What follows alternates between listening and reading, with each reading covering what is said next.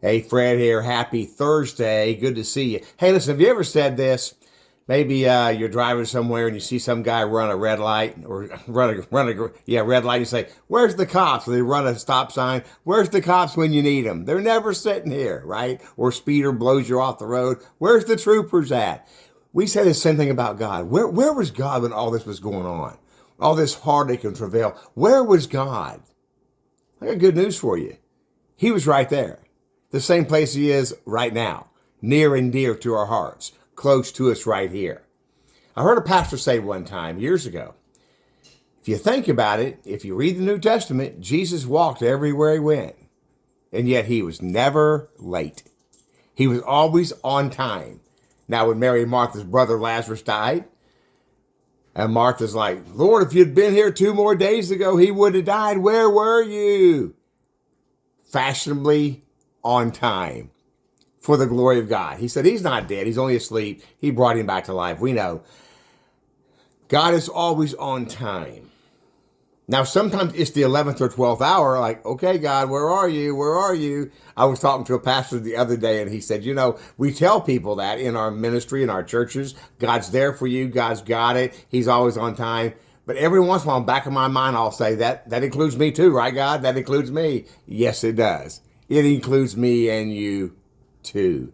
So listen, if you're waiting on God, that's not a bad place to be. I read a meme on social media a few months ago. It says something, I'll get it wrong, but it says something like this. When one door closes and you're waiting for the other door to open, just praise him in the hallway. In other words, praise him while you're waiting, because your waiting's not in vain. Okay? First of all, your waiting is restful time. It's sabbatical time. It's time that you can pour into him. And if you look at it this way, when you don't have the answers and you wait for the next door to open, that's when you probably are leaning in and trusting him the most. Like, "Okay, God, you got this, right?" Even though we know he's got it, we have to rest in our hearts. You know what? He's got it. He's got it. And when I was a youth pastor, I would always use this analogy with teenagers. And I would say this, because teenagers, run on their stomachs. I would say, listen, when you're looking at God's will for your life and you're waiting on that perfect door to open up, why settle for a hamburger when he's got a T-bone steak waiting for you down the road?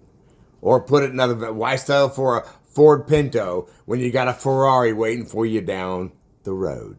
We settle too quick. So wait on the good things. Wait on the God things. And don't get impatient. God's got it. He's got your back, your front, your sides. He's got it.